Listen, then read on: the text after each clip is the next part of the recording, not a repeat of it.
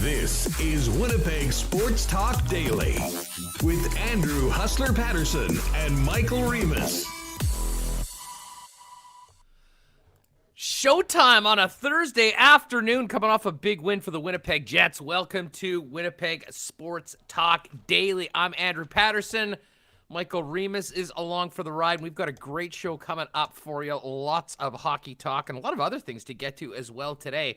Darren Haynes in Calgary is going to jump on in about 45 minutes. We'll find out what the heck is going on with the Calgary Flames. Perfect time to have Darren on, as the Jets and Flames will begin 3 games in 4 nights tomorrow night in the Saddle Dome, after the Jets have bounced back from those 2 regulation losses in Edmonton with back-to-back regulation wins in Vancouver. And we'll have, we've had so much fun and such great feedback on a little 1290 reunion week. We continue that today. The brains of the big show, as I like to call him, Brandon Rewucki, will be with us coming up in about 10 minutes or so.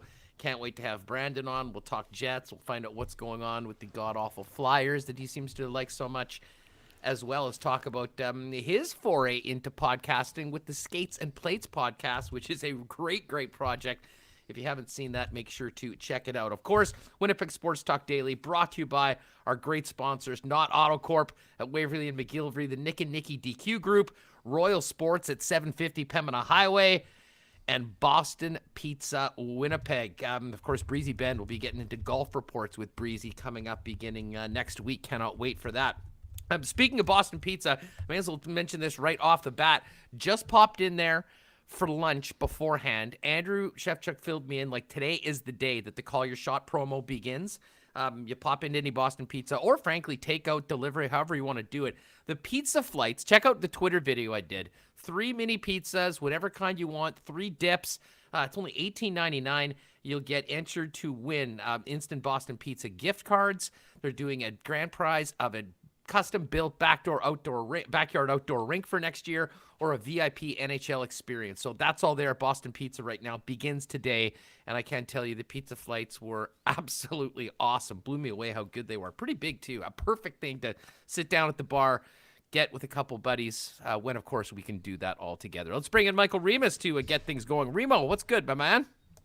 I'm feeling great here on a Thursday. What a week it's been for the Jets. What a week for Andrew Copp and that third line. 2 games against Vancouver. I almost wish the Jets could play Vancouver every time and get wins like that. But at the same time, I was like, where's the excitement in this game? It seems after the first period, it got into the second, it seemed like the Jets were going to take it. Vancouver, I know they had put a lot of shots on goal. Hellebuyck, spectacular again. But I think if you're a Jets fan, you got to be pretty happy. I think some people were maybe a bit down after losing 2 to Edmonton, but Vancouver clearly not a playoff team, and the Jets are winning the games they should be winning, and that's what you want to see from, what are they now, tied for the North Division lead? Is that correct? Yeah, 3 teams right there with 42 points. I believe the Leafs have a game in hand. Jets have 1 on Edmonton, but, there's really 3 teams at the top. You got Montreal right now looking pretty good in 4th. And man, the Calgary Flames. Well, we'll get to the Calgary Flames a little bit later on. But Remo, credit to you. You just called it yesterday. We joked that Mitch, the Godfather, was on the Flames, was on the Sens in the first game, and he dropped that beauty for us in the YouTube chat.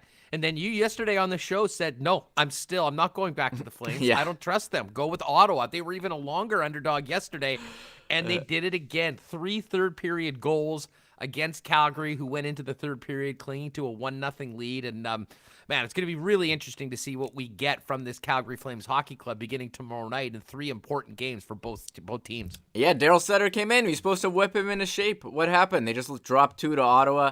And as I said, I took him in daily fantasy so many times, Gaudreau Monahan, and I got burned from them so many times. I don't know what's going on. You think they should be better? They got off to a great start.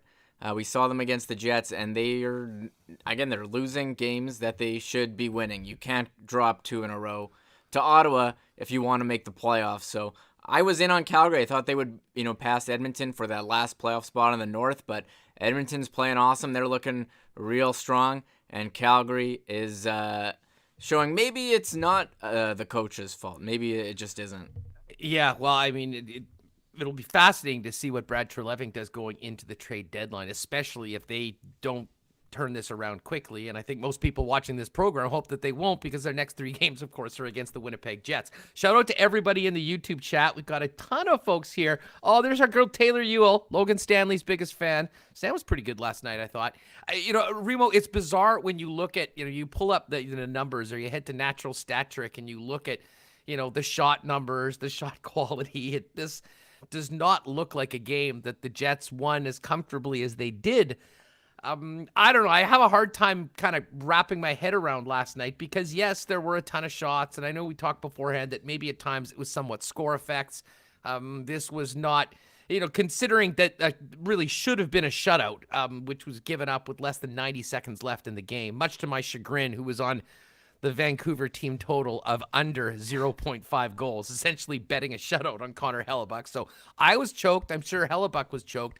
But, I mean, at no point really, in the second half of the game, did that really feel like this one wasn't completely in the hands of the Winnipeg Jets. And yet, you look at some of the numbers, and it certainly doesn't look like a 5-1 game. But at a certain point, you just sort of like, yeah, well, that's just the way the Jets are doing it right now. Well, what did they need? They needed 2 points. They got it behind some fantastic goaltending and a career night for Andrew Copp, scoring 4 goals and winning Marcella $100,000. Yeah, Marcella Chartrand, $100,000 for the 4 goals. And I started thinking of the other people. I know it was Gail McDonald was the OG with the Pro 4 goals. Oh. They didn't have the $100K prize then. And it was Christopher Haley who got the $1 million from the Patrick Laine 5-goal game. Just want to do a bit of Jets score and win trivia. Formerly Safeway, now Save On. And Andrew Copp, it's funny, Andrew Copp's done a couple things this season that we had never seen before. Led the team in ice time for a couple games, and he also had a hat trick and then 4 goals in a game, joining a couple Jets legends. I know you've got the list of 1.0 and 2.0 Jets. Perreault and Wheeler, most recently with 4 goals. And that line, they've been great, especially against Vancouver here, chipping in offensively. You had all 3 lines going. Scheifele, Wheeler, Stasny chipped down on a goal. Ehlers on the power play with Pionk looked very strong against the Jets. Both power play units looking fantastic. And Connor Hellebuyck doing what he does. And if he can see a shot, it's getting saved. And the Jets know that, and that's how they're playing. And they're kind of saying, okay, Helly, do your thing. And he stopped a lot of people. I know Virtanen had a post at the end. JT Miller had a post in the third period, and where he maybe had a lot of the net to shoot at. But Hellebuyck will tell you, he'll be the first one to say, I induced those posts. Damn straight he did. I go to them to shoot at the post. I'm not giving them anything. So Hellebuyck's great. I mean, a lot to like from the game. And I agree. I think the shots, I don't know. I think it's kind of misleading. I think the Jets were in cruise control in the third period. They were kind of just screwing around a bit in the offensive end, cycling and playing a bit of keep away. I haven't seen it yet, but our pal Mark Sports Video, who's usually tuning in with us here on Winnipeg Sports Talk and throwing out videos, has he has some breakdowns. Sometimes it does expose some of the things that the Jets aren't doing well. I haven't seen it yet. I will look forward to checking it out. And speaking of those records, I got triggered last night, Reem. You know me, there's nothing that triggers me more than when something happens for the Winnipeg Jets, a noteworthy moment, and any media throws up, oh, this is the 6th time in franchise history because Pascal Rayom did it for the Atlanta Thrashers. Again, nobody cares. What we do care about is where nights like last night rank in Winnipeg Jets history. And 20 all-time Winnipeg Jets to score 4 or more goals in a game, including the good old WHA days. Hey, Perry Miller had 4. He used to be the man behind Wise Guys here in town. Perry had a 4-goal game. Anders Hedberg had 4 4-goal games. Bobby Hull had a couple. And here's some great names. Morris Lukowich against the Cincinnati Stingers. That would have been a WHA before he was really kind of the star of that horrible team in the first couple years. Ron Wilson, the dog, had 4 against the Kings in 83. Big Mac, Paul McLean, did it in 88 against the Flames. Solani did it twice, both at home against the Oilers and North Stars. Keith Tkachuk had a 4-goal game. And then right now for the Winnipeg Jets, Matthew Perreault, Blake Wheeler, Andrew Copp, and of course there is 3 5-goal games in Winnipeg Jets history. Willie Lindstrom did it in 82. Alexei Zhamnov did it against the Los Angeles Kings, and then the $1 million goal by Patrik Laine was his 5th in November of 18 against the Blues. And I still think about that 5-goal game, Reem. That was in the middle of the 18-goal month of November, and it seemed like that was really the high point of Patrik Laine's career. Everything that was going well, anything that could go right was happening for him.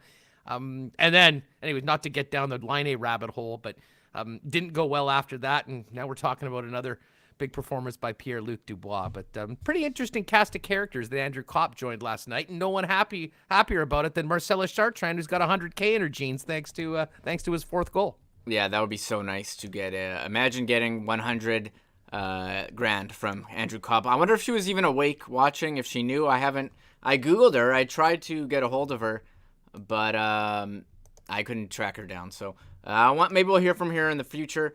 But Andrew Copp, 4 goals, having a career season. I think all those guys, Lowry as well, Appleton, and that third line. I think if the Jets go deep in the playoffs, they're going to need that third line to keep playing the way they're playing, strong defensively, but able to contribute offensively. And I know on the broadcast they were talking about a lot how they were. Sorry, I'm trying to get Brandon in as well. He's having some issues. How they're able to just cycle the puck and protect the puck in the offensive zone, and that is also how they play defense.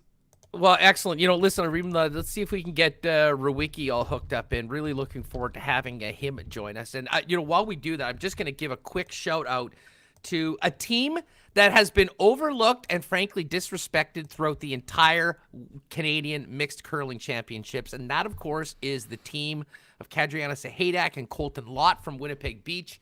We like the odds on this program, and Coolbet's done a great job of listing the odds. And I think because of some of the big names that are playing in mixed curling that maybe don't play a lot in it, they've been a big underdog over and over and over again. Did it again last night, moving on to the final as a plus 140 underdog.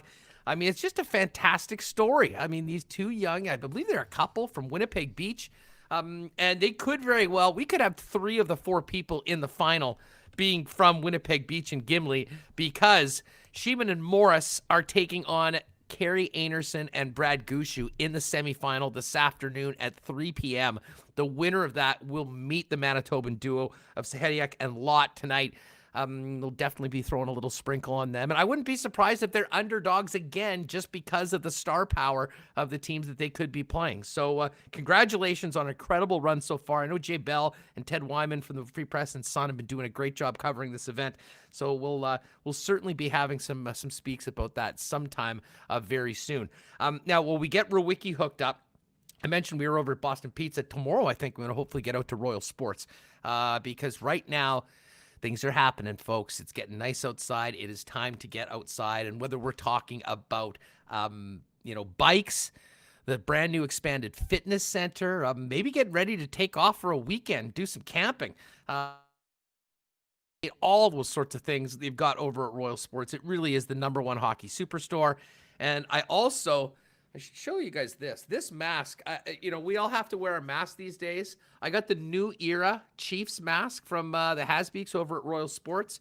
And absolutely, it's the most comfortable mask. I think we've got Rewucki. I think Remis is back. Hopefully, I can hear him in just a moment, and we'll be able to get this going. And again, if you've got comments for Brandon, who, by the way, is going to come in on a heater, you guys, thank God this is video because the Rewucki salad is in fine form today. But as always, hit us with a subscribe on YouTube and give us any of your comments in the chat. Let's see if we can bring in Brandon Rewucki and if I can hear him. Brandon, what is up, and welcome to a Winnipeg Sports Talk Daily. How are you?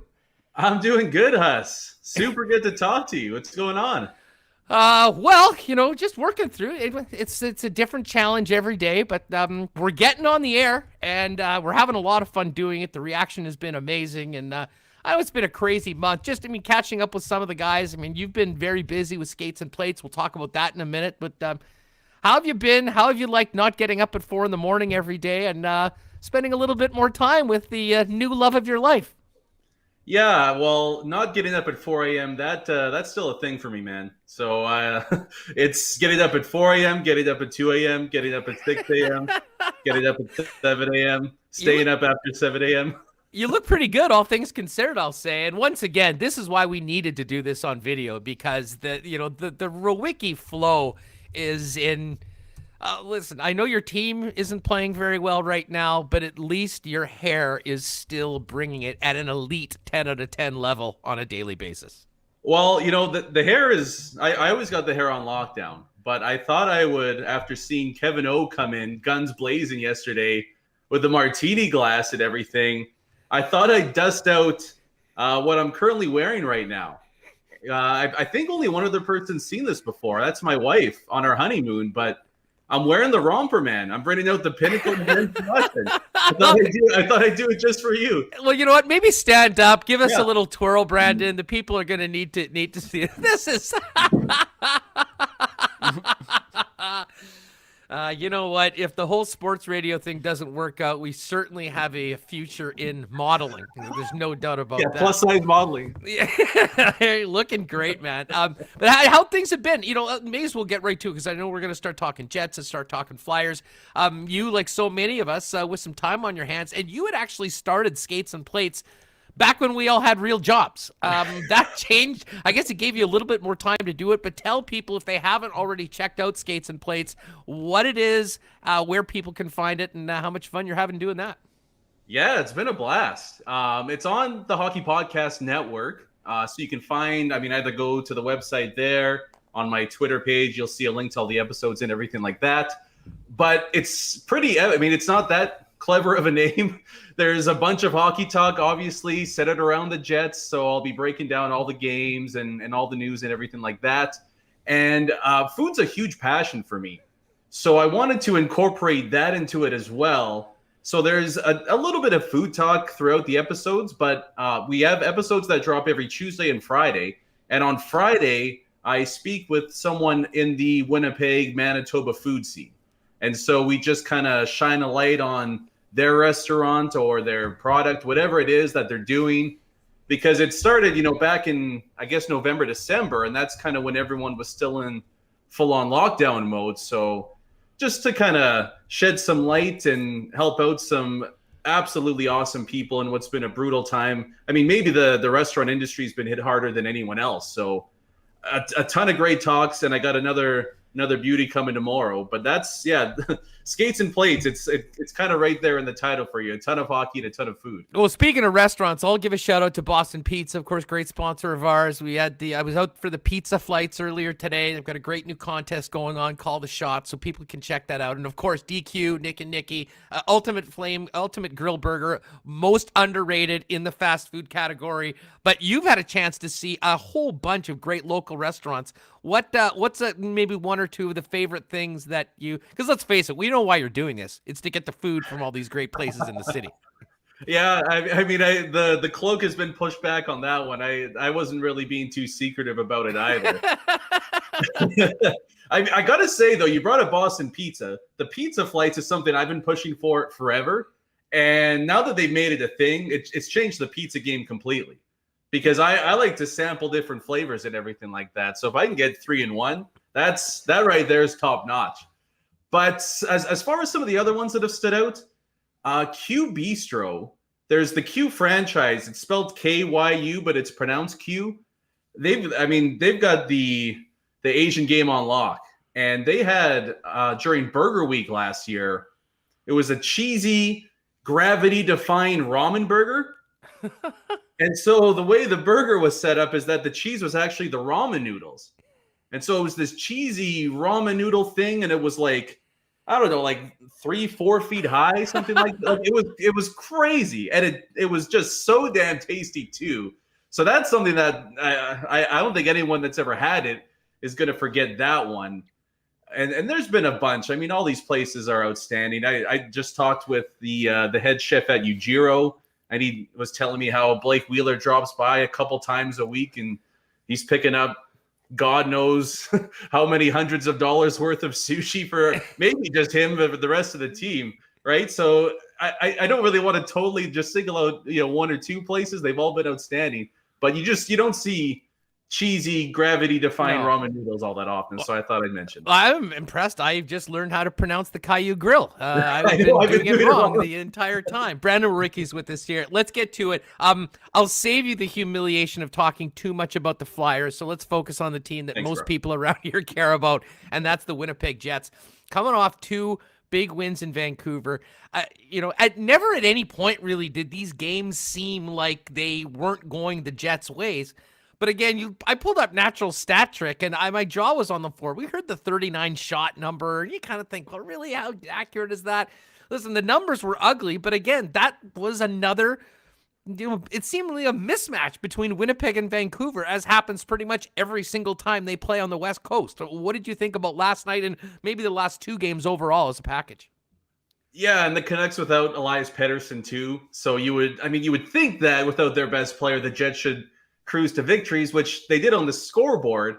I'm a little surprised by that too. Maybe it's because, those injuries that we just touched on there's not as much high-end skill up front, so they get the chances, but they're struggling to capitalize on those. But I think a big part of it too, man, we're almost deaf to Hellebuyck's greatness, how outstanding he is.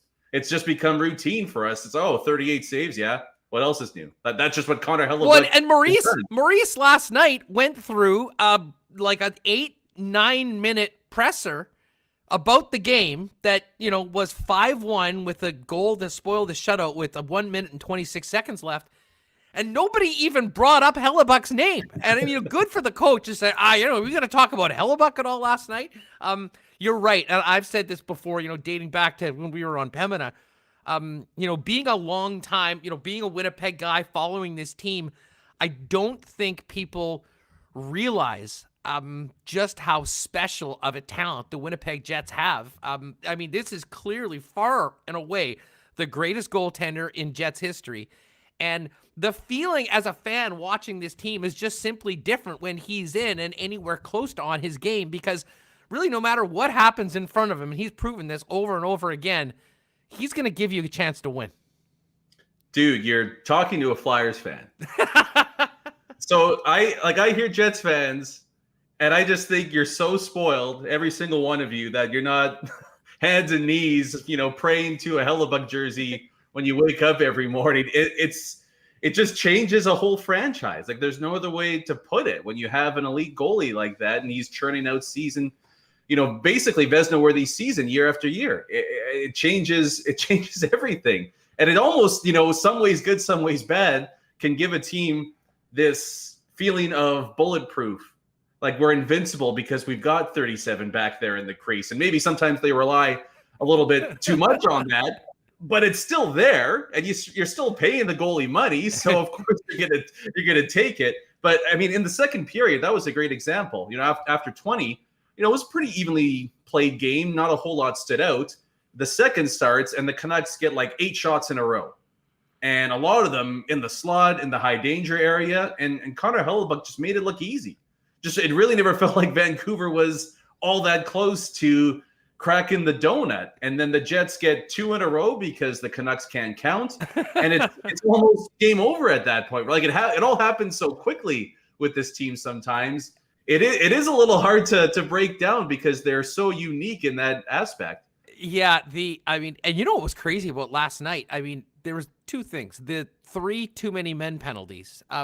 I'm not sure. Is that a reaction to Tim Peel? We're calling it absolutely by the book. Now it's just a huge explosion of too many men calls. The Vancouver Rough Riders. But I'll tell you what, both power plays, the Jets gave up a whole bunch of those shots early. They got a power play, and the next thing you know, they were kind of back to even. Power play definitely was clicking last night. And, what can you say about Andrew Copp? A career night for the young man. A guy, he does a lot of different things for the Winnipeg Jets, rewarded with 4 goals last night, and a very happy Jets fan in Marcellus Chartrand, who got the 100K. Yeah, that was awesome. And, that might be the ugliest 100K you'll ever see, because none of those goals were anything to write home about, right? Like, just dirty, gross deflections. They all count, bro. They all count. You know where they count too? After the season, when he's negotiating him and his agent with Chevy, and they're saying, hey, our client has a couple 4-point games. Doesn't matter how it happened, but they did happen. And we want $3, $4, $5 million, whatever it is on his next deal, right? But I mean, what stood out to me in that for most of his goals there is the second power play unit is just as deadly as the first. And maybe even more so at times, it feels like, right? Because Nick Ehlers has been this team's most dangerous offensive player all season long. Neil Pionk's the best power play defenseman this team has on top of it. And then you have Pierre-Luc Dubois just kind of thrown in on the other side of it all. It was pretty neat, at least, just kind of pushing away Andrew Copp's heroics for a second, that the Jets can throw at a second unit that's better than probably half the league's first units. And that's going to be real interesting, that you don't need to just lean on the top guys all the time, that if there's a little bit of a lull in their production, you're feeling pretty good about throwing Ehlers, Pionk, and Dubois out there. I will say, speaking of Dubois, we knew there's been some challenges. You come to a new team, you spend 2 weeks in a hotel, you're playing with new players. I mean, it hasn't been, the smoothest transition, but almost every night at some point, regardless of how the games are going, you see the glimpses, the incredible potential of those three players as a unit, but as well as what Dubois is capable of doing in one-on-one situations, and the combination of his brain, but the size and the speed he brings. I mean, sometimes it's hard for guys to look fast when you're hanging around with Nick Ehlers and Kyle Connor. Yeah. He can keep up in a big way. As I said, I think there's a lot more to come from that group, but when I look at Dubois and I think about what he's been, especially as a playoff performer in the past, it's hard not to get excited about, in particular, the impact he could have when things really start counting after the first 56. Yeah, he's on pace for 60, 70 points in a 82-game season, and we're like, yeah, he's been okay. It does feel like there's still another level for him to get, and not even that he's been bad. It's just it's been a brutal start for him too, right? Like the 2-week quarantine, the injury. It's tough to try to get off to a hot start like that. But slowly over the last, I would say, couple of games, past 2 weeks, it looks like Ehlers, Connor, Dubois it's here to stay, and they're legit now. So I'm excited. I'm with you. I think come playoff time, as much as I'm president of the Paul Stastny fan club and everything, don't be shocked if Dubois, Ehlers, Connor is this team's most dangerous line for game one of the postseason. Oh, man. People are loving your appearance on Winnipeg Sports Talk Daily today in the chat. I saw you laughing. Yeah, Tyson Ducharme. Looks like Wicks is a government informant. What do you know about Westwood? And then, considering Kevin O with the martini and now you with the romper, there is a legitimate concern amongst our loyal viewers that Westwood is going to try and top you both. And knowing Westy, and when what goes on Planet Westwood, that could literally mean almost anything, Brandon. Well, aren't there some kind of parental controls or privacy settings you could put on here that I imagine there's no male nudity allowed? That's where he would take it. It's funny too, because I was trying to figure out what to wear, and then my wife thought of this idea, but the only other shirt that I was gonna wear, it was in homage to Westy, actually, because it's a size medium from Baby Gap. And it's seen my face on here. I put on a little too much LBs, so I gotta go get a gym membership or something after this interview, because it gets a little tighter nowadays. Oh, Brandon Rewucki is with us here on TSN 1290. Darren Haynes is going to join me in a few minutes, and we'll kind of get the word on the Flames and look ahead to this Jets Flames series beginning on Friday from a guy following the club in that town. But as far as this division goes, I mean, you look at the standings today, Brandon, and I mean, you got 42 points for the Leafs, the Oilers, and the Jets. Montreal is that next team, and of course, they're shut down right now. But, with Vancouver losing back-to-back in regulation in games they couldn't afford to do it, and then Calgary doing the same thing to Ottawa, of all teams. Like, I'm fascinated to see what we get out of the Flames and Jets over the course of these next 3 games, and really tomorrow night against Calgary. Essentially, if the Jets win even 2 of the 3, you could almost be looking at the playoffs being set next week and just rolling out and just figuring out where the Habs, Jets, Leafs, Oilers finish up in that top 4, because Ottawa's not doing it, Vancouver's not doing it, and if Calgary doesn't get some wins strung together fast, they're going to be an afterthought going into the last month of the season. So I just talked to a reporter in Calgary. And dude, you should have seen the bags under his eyes. And he was just he's like, it's been such a crazy. He was just exhausted. I mean, the temperature in Flamesland right now is volcanic. People are so fed up with that team. And I get the Daryl Sutter move because maybe you're just trying to, as a last resort, inject like anything. Like maybe some kind of spark happens. But it does feel like this is kind of the beginning of the end of this version of the Flames as we know it. And there's going to be some significant retooling either at the deadline or in the offseason. But, it was the guy I was talking to who said it best. He's like, they're not good. They're just not good. Like, what more do you need to see out of the last couple of years to say that this isn't a good hockey team? And I couldn't really disagree with them. And the tough part for the Flames right now is they can't score. They can't beat Philip Gustafsson. I can't imagine it gets any easier against Connor Hellebuyck. But the big dogs in Calgary, they're just not producing like everybody needs them to. Yeah, Uncle Daryl can't be too pleased after the trip to the nation's capital. Looking forward to that. And we'll talk Flames with Darren Haynes coming up in the next segment. And, of course, much more tomorrow heading into the first of the 3 games in 4 nights. Brandon Rewucki's with us here on Winnipeg Sports Talk Daily. Wicks, in the summer, we were talking about the Olympics and about the Canadian goaltending position. And listen, what I hope we do is figure out a way to get Connor Hellebuyck a Canadian passport. Yeah. But Carter Hart was thought of as, maybe that next one. The guy that would come in and would challenge a Carey Price and a Marc-Andre Fleury, who really was sort of an afterthought after last season, as being the future of the goaltending position. What is going on with his season so far this year? He's got a goals against average pushing 4. He's, I think between 60th and 70th in many of the important goaltending stats. Now, many of those, reflect what the team's doing as well, but it is stunning. If you've been spending all your time watching the North Division and then you go and see what's happening in Philadelphia right now with the team, but especially in the net. Unfortunately, it's something, as you mentioned, that has been a recurring theme for the Flyers over the last few years, but I thought that they had their guy. Yeah, I'm just surprised he's not 80th out of 70. So that's awesome. But and look, he's if I'm not going to sugarcoat it, he's been terrible. That's kind of the meat and potatoes of it. But what's so bizarre with young superstar goalies, and you can go back, and it might just be since the beginning of time. But even if you want to go recent memory, and you touched on Price and Fleury. Each of those guys had 1 or 2 seasons in their early 20s where they were awful, and they were just terrible, and they couldn't figure anything out. And then whatever happens a year or 2 after that, they get back to where everybody thought that they would be. So it just seems like this is one of those awful years that all really good young goalies seem to have right now. I think 95% of it is mental with him. He just can't seem to get out of his own head right now. I think he's overthinking literally any shot that comes his way.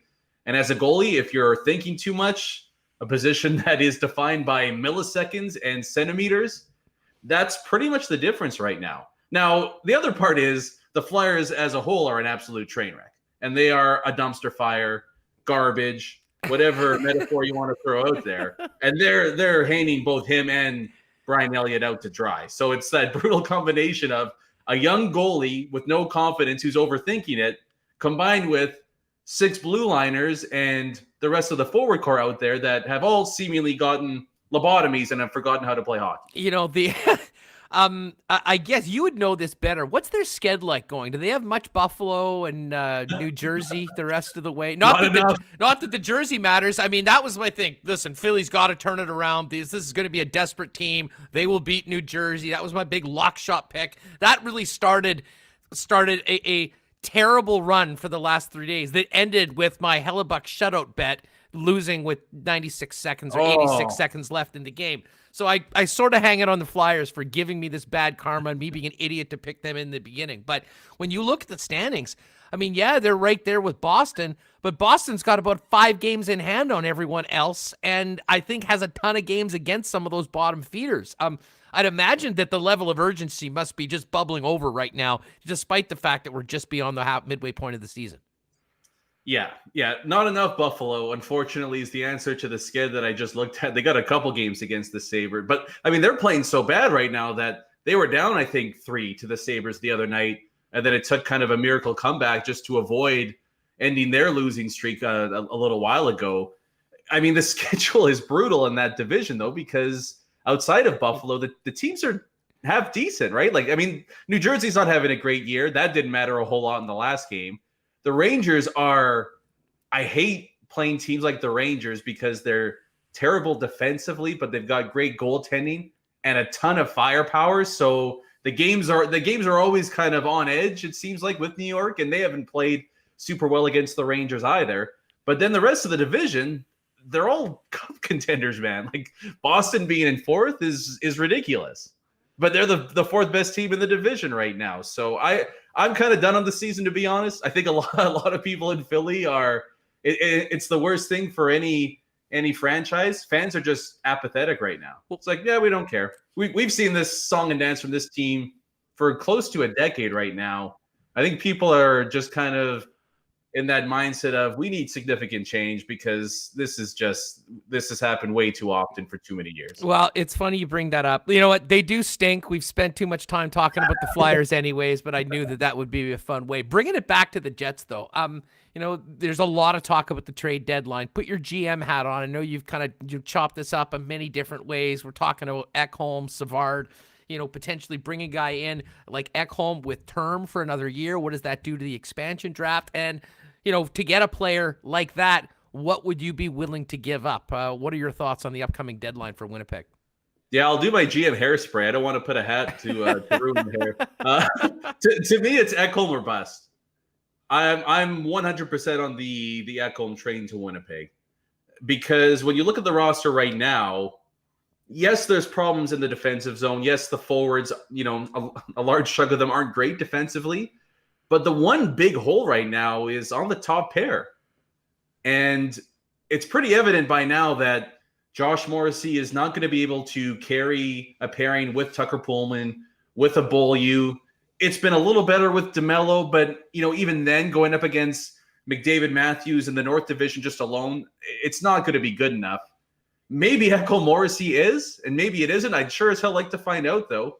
And to me, that's kind of the last missing piece. I think everyone's happy with Pionk Forbort as the second pair. Logan Stanley's been absolutely killing it on the third pair. Super sheltered for sure, but I don't know how you can't be happy with that story so far this season. That really only leaves one spot. And, you know, it's funny because Morrissey struggles to me. Everyone mentions, you know, his work in the defensive zone and things like that, but he needs a puck mover beside him. And that's what Jacob Trouba sneakily did very well for a long time. And I see a lot of similarities in Ekholm's game, and I think he compares really favorably to what Jacob Trouba brought and helped with Josh Morrissey. So I think those two are it's tough to find a perfect match, a top pairing defenseman. Ekholm's going to be the closest you can get to that. So I'm all aboard for that. Just go all in. And on top of it, you get 2 playoff runs potentially out of Ekholm. Well, and think about this. Think about this too, Rewucki. I mean, and I think about Ekholm, why he is just so perfect for the Winnipeg Jets. It does maybe give you a little bit more stress in and around expansion draft because it's a player that you'll want to, you know, if you're protecting him and Pionk and Morrissey, all of a sudden, I mean, I think Stanley's ahead of DeMello when it comes to being protected, but whatever, that's just my take. One of those, well, both of those guys end up being exposed, and maybe it does get a little bit more challenging. But you know, it is fascinating to see how this is going to go forward. But I mean, if you have Ekholm for another year, what is having a guy like that in the dressing room do for a Ville Heinola, a Dylan Sandberg coming into the league, probably getting significant minutes as rookies? I mean, I just think that would be literally a perfect fit. The money is right. The timing is perfect for a team like the Winnipeg Jets in their current situation. Yeah, I mean, you nailed a bunch of the positives that I think a lot of people don't even touch on. The real negative, the only one I could think of, honestly, is that the cost and then the expansion draft. But if you're bringing Ekholm in, you're losing either DeMello or Stanley. But if Ekholm is here, you're losing a third pair defenseman, and that's it. Like, as much as it would suck to lose either one of those guys, you're going to lose somebody. But it's not like it's someone in your top 4 or somebody in your top 6, right? Like, you would think that with, you know, Heinola, Sandberg, a free agent, whatever it would be, you could find somebody to replace them pretty easily. And the cost, to me, it doesn't sound like it's going to be all that extravagant, man. Like, a first-round pick sucks, but that's the cost of doing business. if it's say even Niku and Vesalainen, sign me up for that all day long. I don't know if it's going to be a whole lot more than that. No, to be it's honest. interesting. I mean, when you're talking about, a first-round pick, a guy you picked in the first round, and a prospect that some teams will have interest in, and certainly the cost is high. B, this has been so much fun. We're going to have to do this again very soon. Let people know where they can find Skates and Plates and when the next EP drops. Yeah, thanks, man. So next episode comes tomorrow morning. It'll be on my Twitter account at Brandon_Rewucki. You can check out the hockeypodcastnetwork.com and you'll find Skates and Plates there. So either one of those places work. We're talking with Danny Austin to preview Jets Flames, and then Chef Ed, who's an absolute beauty. He runs Ujiro Restaurant on Grant, and he is the unofficial sushi supplier for the Winnipeg Jets, as well as apparently the Canadian and the Oilers as well when they come into town. So we get into that. It's a pretty good talk. Be great to see you again, Matt. Really appreciate you joining us, and we'll look forward to doing it again very soon here on Winnipeg Sports Talk Daily. Thanks for doing this, pal. This was a blast. Thanks so much, Right man. on. There he is, the one and only Brandon Rewucki, of course, his partner. We had Jim earlier this week, Westy coming up tomorrow on Winnipeg Sports Talk Daily. Just before we get to Darren Haynes, do want to let you know, we've got great support from the folks at the Nick and Nikki DQ group, which is Dairy Queen Polo Park, Dairy Queen Niverville, Dairy Queen on St. Anne's, and the flagship DQ Northgate.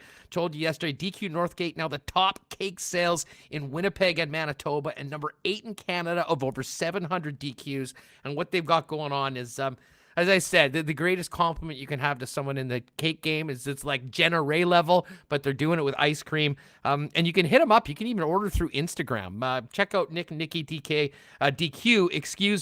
modern designs, lots of custom options, and Easter cakes will be available at all locations starting Monday. All right.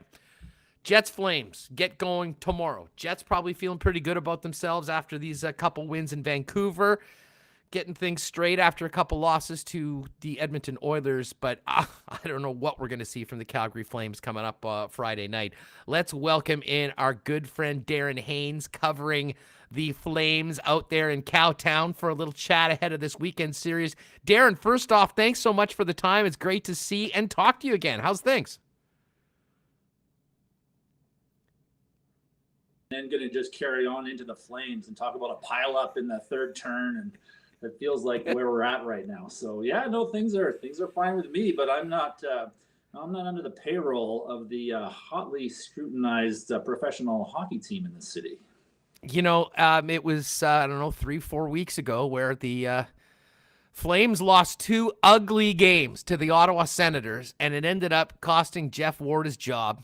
Daryl Sutter gets hired. He comes back, get a little bit of an initial bump.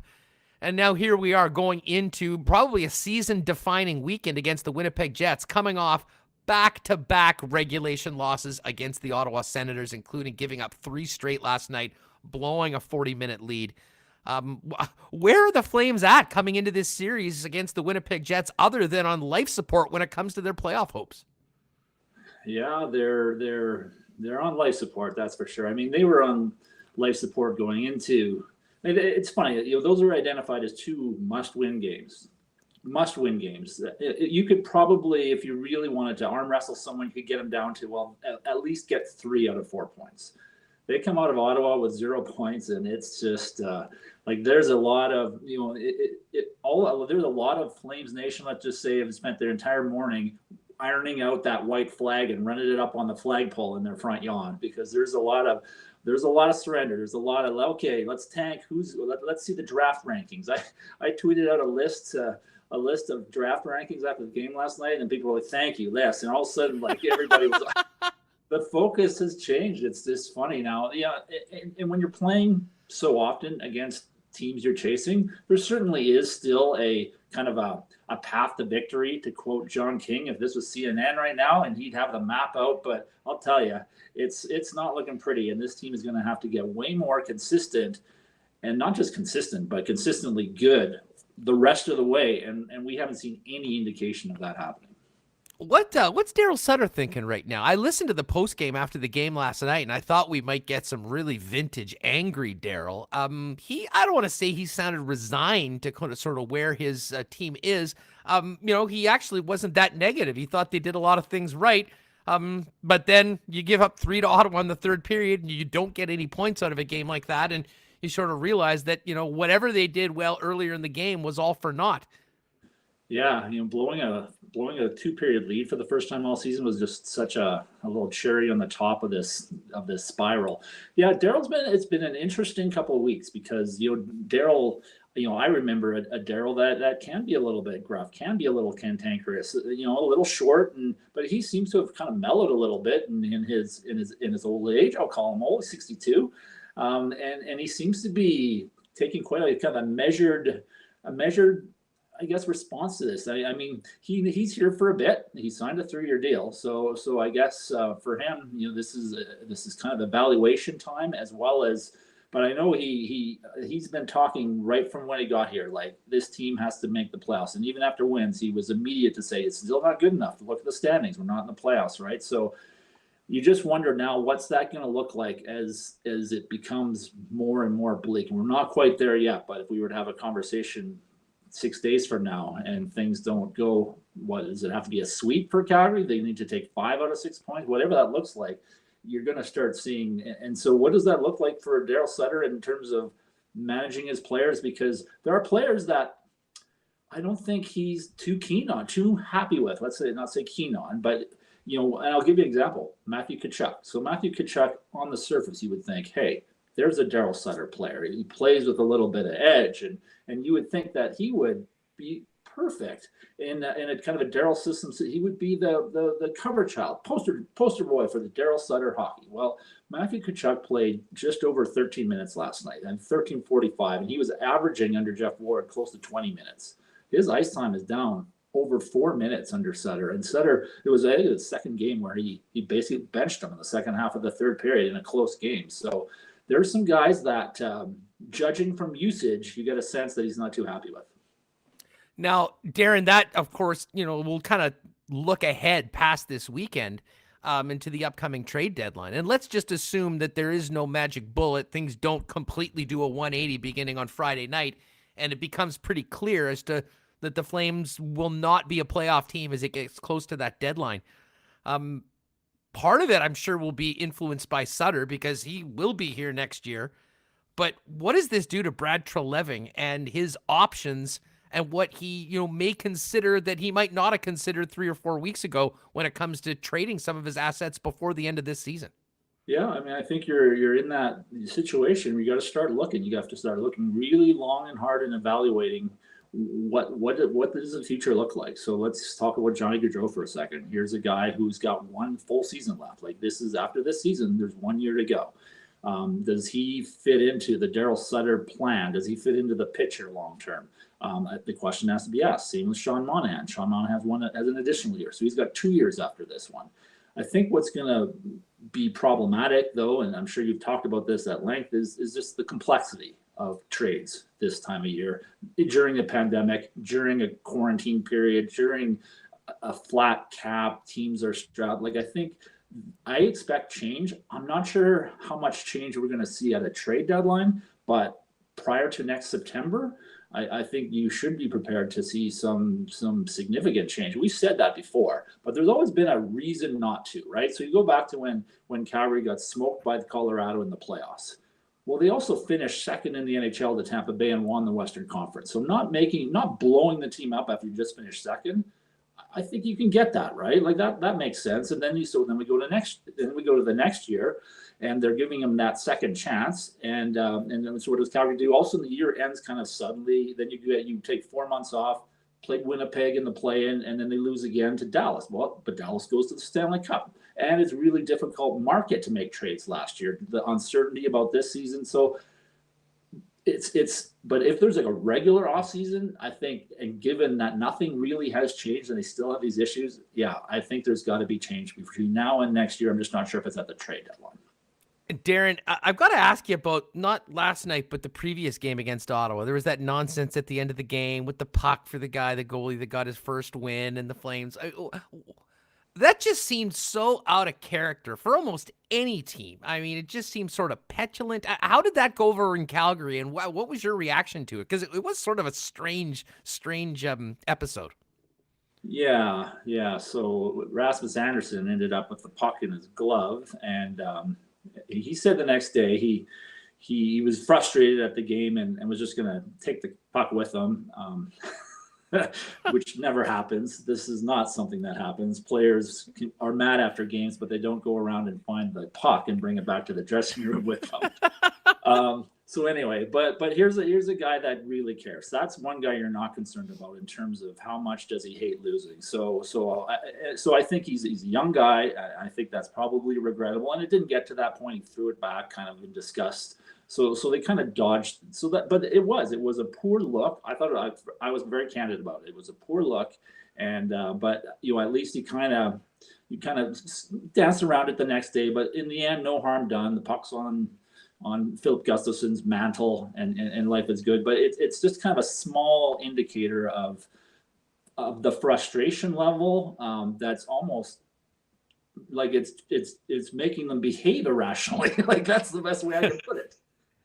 Well, I think it's a perfect way of putting it, because it just seemed, I mean, it was such a strange episode, as I mentioned. I mean, like, that never happens. And we've seen teams have bad losses, crushing losses to teams that they absolutely hate, but you don't really see anything like that. And to me, it was just a bit of an eye-opener, just kind of opening up and showing just how frustrated the Calgary Flames are, and have continued to be, especially against the Ottawa Senators. As we mentioned, I mean, in the North Division, if you want to be a playoff team, you better stack up points against Ottawa, because they're not as easy to get on most nights against the teams that are in playoff spots right now.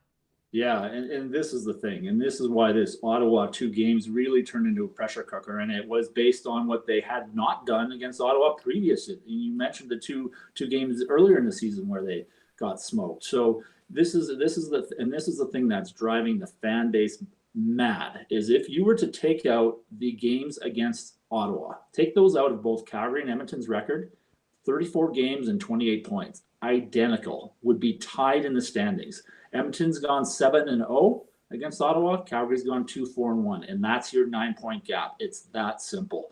And so it's amazing how you watch the game last night and think, well, Ottawa had a really good defensive effort. They really kept the Calgary to the outside. You want to tip your hat to what the Senators did. But hey, Edmonton didn't do that. They just went for the jugular from the start. And it seemed like every Ottawa-Edmonton game started with 3 or 4-0 lead for the Oilers in the first period. Like, that's what you have to do with those teams, is get out early, stomp on them, and they don't have the will to come back generally. Darren Haynes with us from Calgary. Jets and Flames begin 3-4 tomorrow night in the Saddle Dome. Darren, while I've got you, I mean, of course, you're covering more than just the Flames. I mean, all aspects of the Calgary sports scene. While having you on the program, I've got to ask you, what's been the reaction in the chat amongst the CFL fans in town about, this potential CFL, XFL thing, and really maybe your thoughts on what that told us about where the CFL is financially right now as they try to have a season coming up? Yeah, well, I mean, that's always kind of been the CFL, right? Like, I actually, I do some statistical work for the league. I've done that since I was in high school. So I'm actually kind of be a CFL employee, so to speak, in terms of doing stats. And it's funny how you go back over the years, and sometimes they couldn't pay us until like February because they had to wait for the money to come in from different partnerships. And I'm like, we're not making any money here anyway. So it's always kind of been that indicator of how kind of close to the line that the CFL has kind of operated. I think there's excitement to get stuff going again, whether that's CFL football, whether that's we have a minor league baseball team that employs collegiate players in Okotoks, a town just south of Calgary. I'm a season ticket holder. I can't wait to go sit in the stands again this summer and watch baseball. And just got the email this morning actually that they're going to be starting, and there is going to be limited fans. They're still working that out. So that's a positive. That's great. So that's an indicator, I think, that we're moving in the right direction. There is excitement because, hey, it's such a great activity in the summer, right? Like the Stamps games, even though the stadium, it's old and it could use an upgrade and all that stuff. I think there's cautious optimism. And I'm just not sure what this means with the merger. That seems a bit sketchy to me. I kind of like the Canadian rules. I like everything about Canadian football. Like that's I'd like to see that reserved and restored and maintained. I just get a little nervous though. You get a little nervous. One lost season is one thing. Certainly had a perfect explanation, but you don't want to lose 2 seasons. So find a way to move forward, get this thing going again. Because the last game I was at, Winnipeg Bombers worked out pretty good for them. Yeah, that was a special moment for so many of us here in Manitoba, and certainly so many people with us today on Winnipeg Sports Talk Daily. And it's crazy. That was the last time we had a game of 3-down football played. And I mean, when I heard, and the guys that are reporting this are not just kind of speculating on these things. I mean, they're pretty well tied in. Dave Naylor, Farhan Lalji, working with the rights holder. I mean, this isn't coming out of nowhere. And to kind of announce that they're talking means that they've been talking for a long time. And if things are that far down the road, with the potential of changing so many things fundamental to Canadian football, to me, it just shows that this league is in maybe the most precarious situation it's been in over 100 years. Yeah, that's fair. And I reflect as I'm going to the games, because I have all the home games, and people will park a long ways away, and they're all walking to the stadium. There's so much red gear. But it's an older crowd. Like for the most part, there's a lot of and I worry a little bit about the fan base.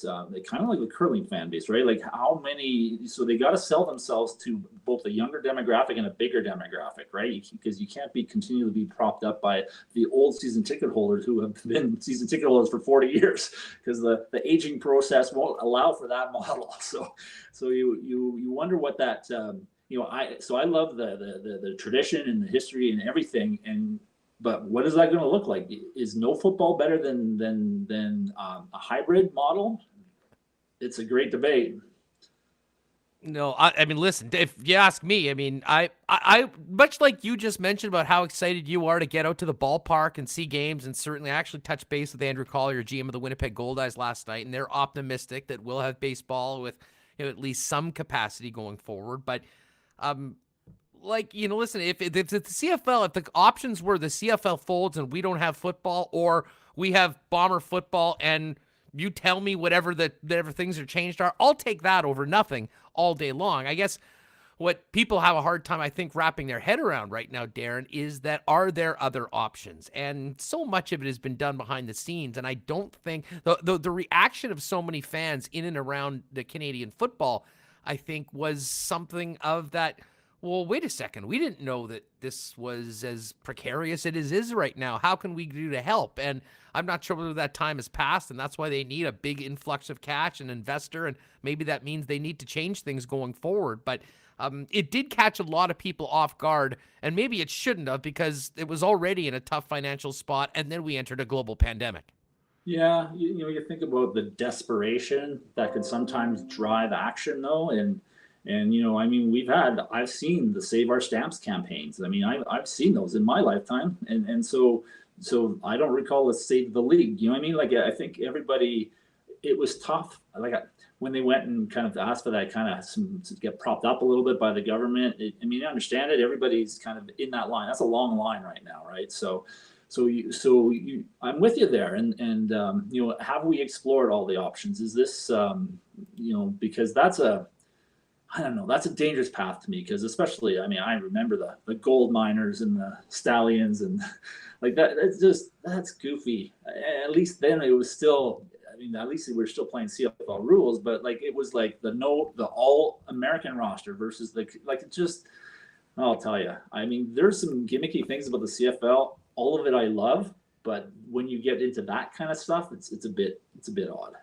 The one thing that I would imagine, and I think some people actually might even like this, and from a business sense, I think it might make sense. If you're getting in bed with the XFL, I think that we're going to see a season that has moved way up, that's beginning in May. And, the great Canadian football weekend of Labor Day weekend probably becomes Canada Day weekend. And you have all those, and you're essentially finishing the season around Labor Day when the NFL starts. And if you position yourself that way, where you're not competing with the NFL, you're not really competing with Canadian football, simply the interest in betting on football in a world where sports gambling is being legalized in state by state and here in Canada as well, I think maybe gives them an opportunity to compete and take advantage of, more TV eyeballs, more sponsorships, those sort of things. But again, we're talking about, never mind the rules, just that timing of the season, a massive fundamental shift from what we're used to for an incredibly long time with the Canadian Football League. Yeah, and I don't mind that idea. Like I know the commission mentioned that early on in the job suggested bumping up the season, and I've always thought that would be a good idea. It seems to me to be ridiculous to play a long season and then kind of have the marquee game often played in freezing cold temperatures, and it's not the showcase that it should be, right? So if you're going to go head to head with something you're worried about smaller crowds and distractions, well, maybe have that be the early part of the season and not the marquee part of the season. So I'm kind of with you there. I think you can kind of build some momentum and really kind of have it carry into, I don't know what in your model, what that looks like. Is that a Grey Cup around Thanksgiving or what that looks like? But I think there's opportunity there for sure. No doubt. Darren Haynes is with us. Darren, by the way, you mentioned curling a little earlier. There's going to be a lot of Manitobans tuning in tonight to see the final of that mixed event where we're guaranteed a couple Manitobans. Kerry Einarson could very well be there if they win this afternoon. It certainly sounds like this curling bubble has been a real success to the point that, we're actually going to allow our champions to compete for a world championship, as they're just going to keep things going there in a bubble. I'm not sure how much you've covered it or been around it, but certainly seems like it's gone quite well. And man, is that important for curling in Canada. Yeah. No, I'm glad it went well. And at least it's given my parents something to do for the last month and a half. Boy, I tell you, curling has got an audience in this country, doesn't it? And does it ever? It's amazing. But yeah, no, and from a media perspective, I haven't. But my colleague, one of my colleagues with the Canadian Press, Donna Spencer, she covered the Scotties. And but yeah, it was again like we're covering hockey. Very much a remote experience, and so it's different that way. But they found a way to keep things going. It's such a great viewing audience for that, and that's still, when it comes back to CFL, I still think, man, it's gotta, like, would that not win some eyeballs to get that product out going right now? Like, I get that the gate is huge, but there's still TV, there's still interest out there, and anyway, so yeah, I'm not the curling insider, to know to speak, but I do know that it seems to go really smoothly, and I think as athletes, I think they're all struggling with the lack of atmosphere, right? Like I was talking about that with someone the other day, going back to at the Saddledome, because I'm at the Saddledome for the Flames games, and early in the season it was so dead, but now you see the players, they are making a point of generating noise. There will be just a blocked shot or something that's just kind of a minutia event from a game, and you see them up on the standing up, banging their sticks, like they're trying to create. And so I think the players, athletes, whether your sport, whether it's curling, whether it's hockey, I think you're missing that part of it. And even if it is in smaller doses, I certainly can't wait to getting a little bit of crowds back, because I think even just me as a baseball fan, just hearing the players in spring training talk about playing in front of fans again, it's energizing for them, and the level will come back up. And I'll tell you, boy, won't that be a great day when people can go to games again and you have that experience. And I don't think players will ever take that for granted again. Amen to that. Fans have certainly, they've missed our money, but they've also missed everything that fans bring to professional sports, and it cannot come soon enough. Darren, thanks so much for the time. Really appreciate you joining us. We'll look forward to these games on the weekend, and hopefully we can do this again soon sometime. Yeah, sounds good. Look, yeah, it's like a little mini playoff series again, 3-gamer, so should be fun. Thanks so much. There he is, Darren Haynes from the Canadian Press. Give him a follow on Twitter. Been so good to us over the years, joining us from Cowtown to talk about what's going on with the Jets and the Flames, or the Stampeders and the Bombers. Just one of the real good guys in the industry. So really do appreciate him joining us today on Winnipeg Sports Talk Daily. All right. Oh, man, we've got great action in the chat. Thanks to everyone that's throwing in comments, throwing likes on the YouTube channel as well. And if you're listening to us on the podcast feed, whether it's Apple Podcasts, Spotify, iTunes, whatever it is, do us a favor if you can. Go to in the feed, give us a 5-star rating, and maybe just write a little review that you're enjoying the show. Certainly that really helps us as well. Let's get Michael Remis back in here because we do have some other things to talk about. Remo, great job working through whatever issues we had. Have you been able to pay attention to the ticker on the NBA trade deadline? Is Kyle Lowry still a Raptor right now as we get to the top of the hour? Yes, Kyle Lowry, still a Raptor, is what we've seen so far.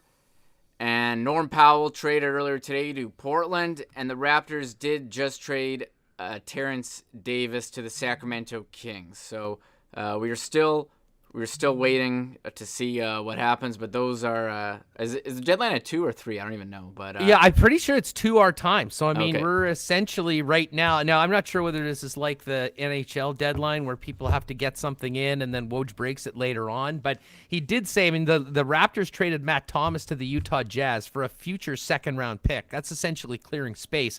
Woj did offer. Deal opens a roster spot to take on an additional player in a Lowry trade. Raptors continue talking to teams on deals within 45 minutes of deadline. Thomas gives the Jazz another in an endless line of three-point shooters on the team. And Raps finally did end that losing streak. But, man, this is not just trading any veteran player. I mean, Kyle Lowry has really turned into the heart and soul of that team, the greatest Raptor of all time, and the guy that, is synonymous with that championship. And, if you do move Kyle Lowry, you're sort of, completely turning the page on the golden era of Raptors basketball. Yeah, I agree. It's definitely, it's kind of sad the way that it's gone. They won that championship, and the next year, which was last year, we had the weird bubble season, and this year has been tough. I mean, they're not playing in Toronto, so they're kind of behind the 8 ball like that.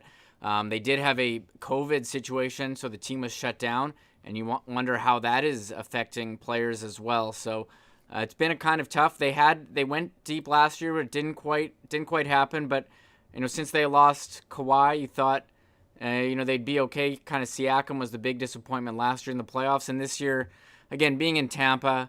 And all that's going on, I think it takes a toll, and we'll see if they can do a slight retool. But it seems like Kyle Lowry's still on the Raptors, and yeah, I mean, he's been a legend for the franchise for a number of years, helping them win the championship for franchise players. So it seems like a different day. Maybe we can touch base on that next week once we're through this one. No, absolutely. And all I'll say is this. If it does work out, I mean, I get the argument that, move Kyle Lowry for futures. Let's think about the future. But at the same time, he can still play. He's such an important part of the club. And if they decide to keep him around and have him retire a Raptor, I think as a Raptor fan, I'd be more than happy with that.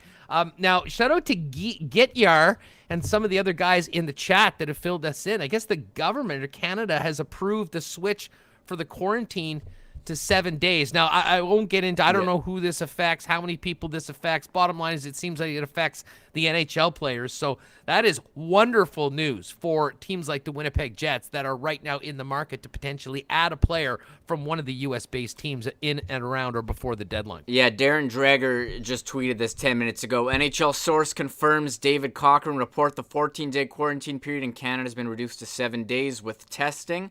This will help NHL clubs navigate trades with U.S.-based teams leading up to the April 12 trade deadline. So that is absolutely huge. Maybe NHL GMs now feeling less pressure to make a trade right away. I'm sure they've been in communication with the league and with the government trying to figure out, okay, is this going to happen? Because we were saying, okay, Chevy, the deadline's coming up soon because you really have, what, are you going to make a trade on April 12th and you have to wait 2 weeks?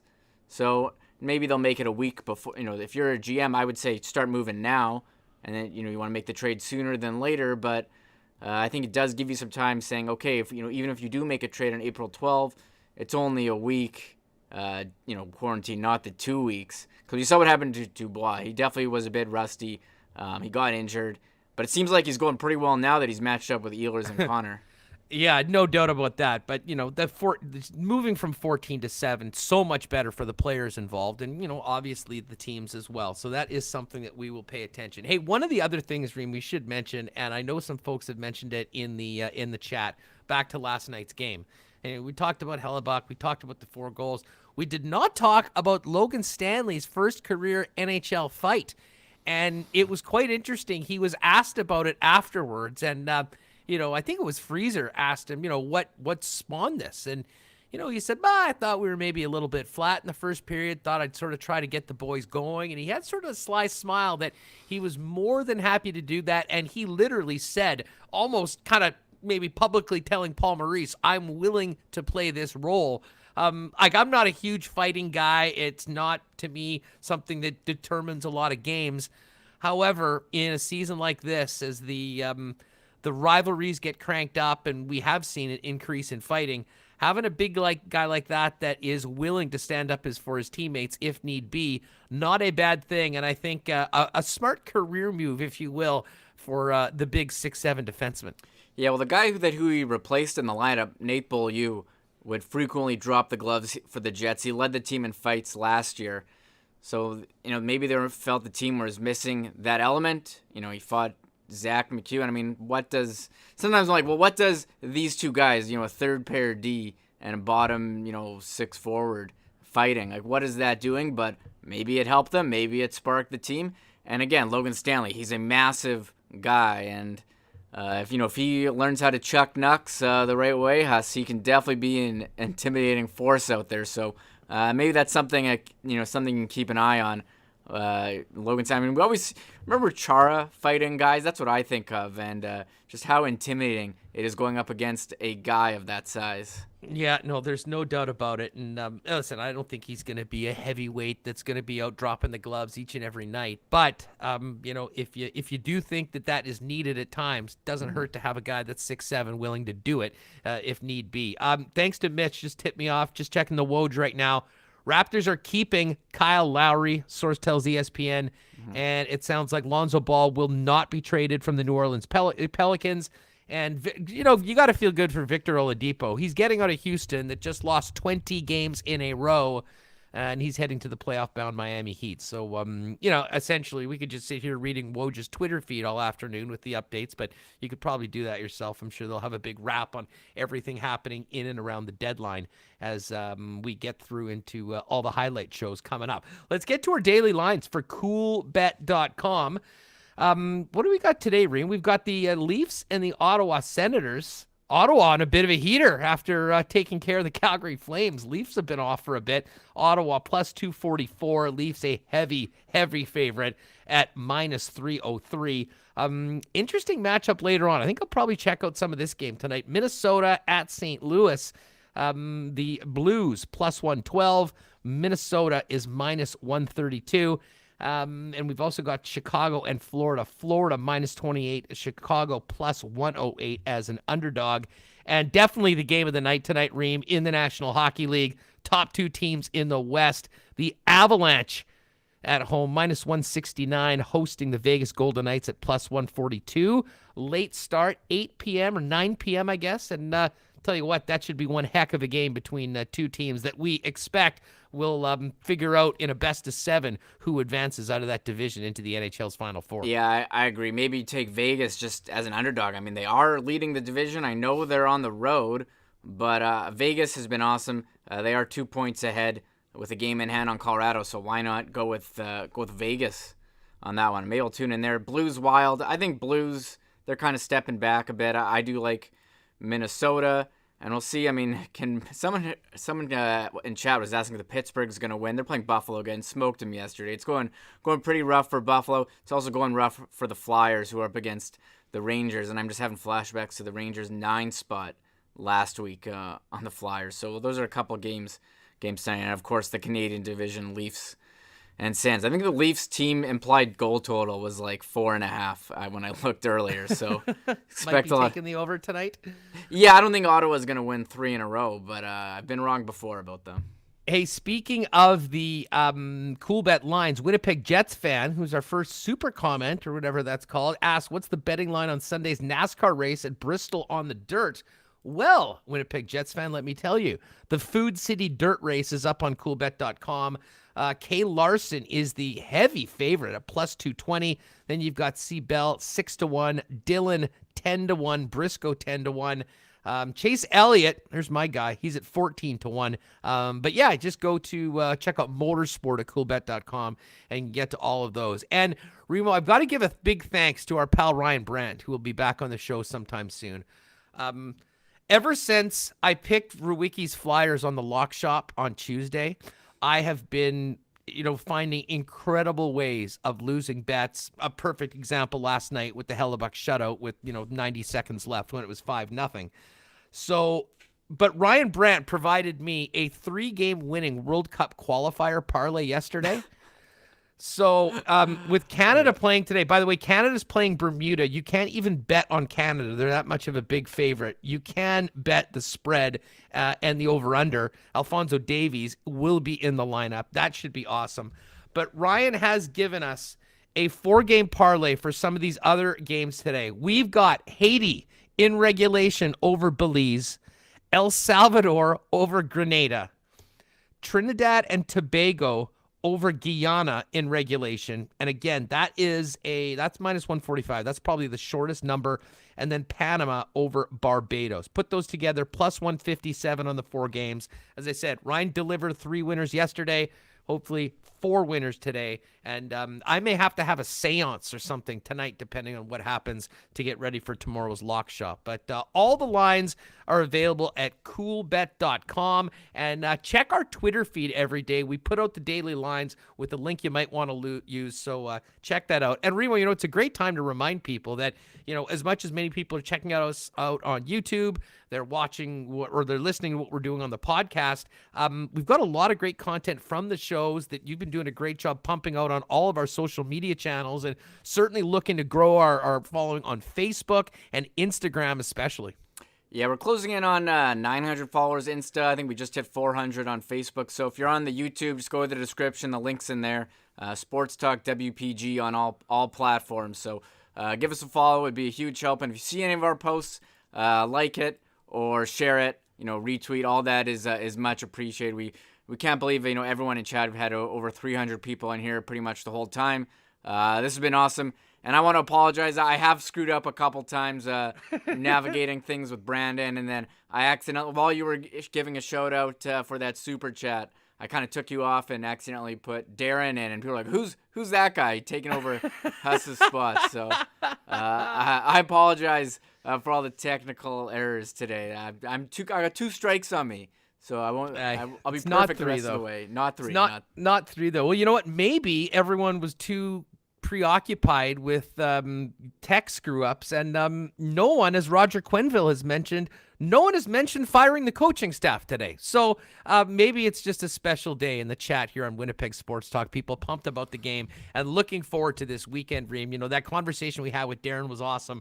I mean, he's always a great guest and has great insight on that Calgary Flames team. And I am fascinated to see what we get out of Calgary tomorrow, because I think the Jets are going to be in a good spot, but you would have to imagine if there is any fight left in the Calgary Flames, we will see it tomorrow night, coming off those 2 losses to the Ottawa Senators, really with any reasonable playoff hopes hanging in the balance of this 3-game series against the Winnipeg Jets. Yeah, you would have thought that last game against Ottawa. They're like, there's no way. We said it yesterday. There's no way they're losing back-to-back against Ottawa, right? They have to find something. Well, they came out and they blew it in the 3rd period. So, again, I don't know what's going on. You think they have some talented players. They played well last year against the Jets in the playoffs, and they got off to such a great start.